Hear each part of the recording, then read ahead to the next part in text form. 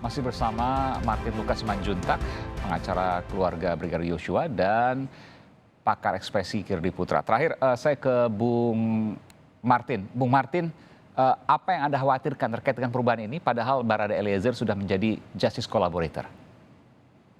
Sejauh ini dari pendapat LPSK dan juga dari yang kami ikuti berdasarkan hasil rekonstruksi, perbedaan antara keterangan Eliezer dengan FS dan kawan-kawannya itu secara logika hukum wajib kami maknai sebagai hal yang positif dan menguntungkan bagi almarhum. Kenapa begitu?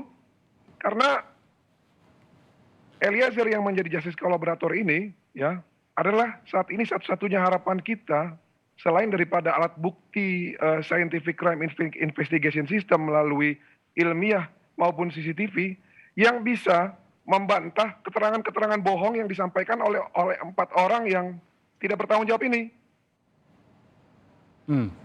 Apa yang maksud Anda gimana kalau seandainya ini berbeda dengan apa yang disampaikan oleh Barada Eliezer yang merupakan justice collaborator? Apa yang Anda khawatirkan?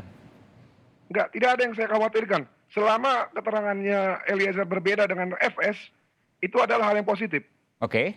Tidak perlu ada yang dikhawatirkan kalau berbeda. Yang kita takutkan adalah ketika suatu saat nanti di persidangan, ya Eliezer kesaksiannya sama dengan FS. Nah ini yang perlu kita garis bawahi. Sebentar, kalau berbeda kan tapi sesuai fakta, kalau berbeda ataupun sama, tapi sesuai fakta kan nggak masalah. Kenapa harus berbeda?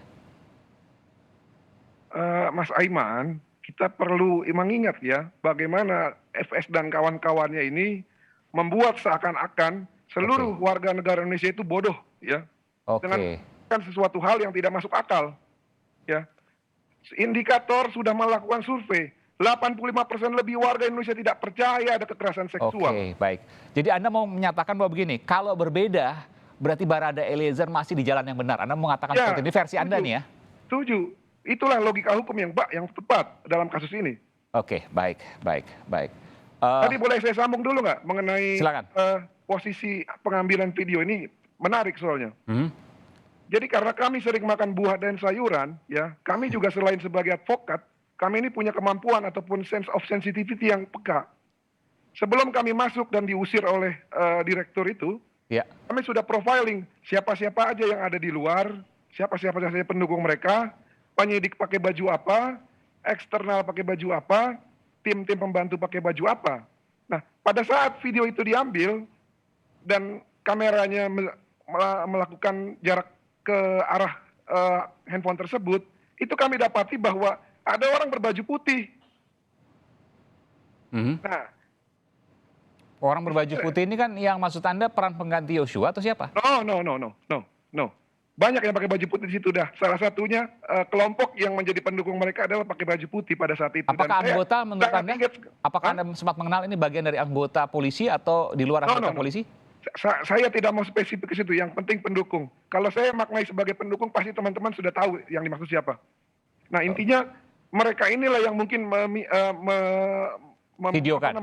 memvideokan secara spesifik video tersebut dan meminta kepada rekan-rekan media untuk memviralkan. Sah-sah saja, tapi apakah hal tersebut bisa membangun simpati dan empati? Saya pikir terlalu jauh ya kalau mereka bisa menyimpulkan hal tersebut.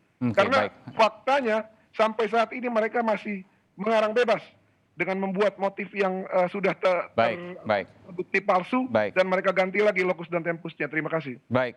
Ini menarik untuk kemudian dicermati lebih dalam. Saya terakhir ke Bung Kirdi singkat saja. Apakah kemudian tadi momen peluk-pelukan dan lain sebagainya itu memang betul akan mempengaruhi persepsi publik untuk bersimpati kepada Ferdy Sambo dan keluarga? Menurut saya kalau kita misalnya katakan bahwa apakah akan mempengaruhi persepsi publik, pasti mempengaruhi. Tapi mempengaruhinya gimana? Membuat orang semakin percaya bahwa ini nggak bersalah, atau mempengaruhi bahwa orang jadi capek ngelihat bahwa saya sepakat dengan dibilang sama Bung Martin tadi, bahwa ini ceritanya nggak bisa lebih seru lagi nih, gitu ya, lebih kreatif lagi. Istilahnya bisa jadi orang jadi berpikir gitu, dan marahnya kebanyakan penduduk Indonesia saya yakin, sekali lagi ini opini ya. Marahnya adalah karena dianggap bahwa kita ini dianggap sebegitu nggak pinternya untuk bisa terima begitu saja cerita seperti itu. Itu sih sebetulnya. Oke, baik. Nanti kita akan cermati lagi apakah kemudian disampaikan oleh Bu Martin ini menjadi sebuah kekhawatiran terkait dengan opini publik yang berkembang saat ini, atau apakah ini memang sebuah fakta yang terjadi. Tentu ini menarik untuk dicermati. Terima kasih, Bung Martin. Saya boleh tambahin sedikit nggak? Sudah habis, nanti kita akan lanjutkan. Tapi gimana? Sedikit saja, sedikit yang panjang-panjang tadi. Jadi ya? Karena sudah habis dari waktu. tayangan yang disampaikan melalui video oleh Barreskrim Polri itu ya, ataupun penyidik, itu kan dijelaskan bahwa FS hanya mengatakan, kamu tega sama saya, tembak. Ini membuktikan bahwa FS ini tidak pantas jadi pemimpin. Kenapa? Karena dia hanya memandang Joshua sebagai orang yang subjektif sudah bersalah. Dia tidak memberikan kesempatan Joshua untuk melakukan pembelaan. Padahal kalau saja dia memberikan kesempatan untuk Joshua membela, saya yakin mungkin kejadian tersebut tidak akan terjadi. Terima kasih Bung Aiman. Baik, baik. Tentu ini menjadi subjek yang nanti akan diuji di pengadilan. Terima kasih Bung Martin Simanjuntak, pengacara keluarga dari Brigadir Yosua, dan juga Bung Kiri Putra, pakar ekspresi. Terima kasih. Selamat malam Bapak-Bapak, sehat selalu.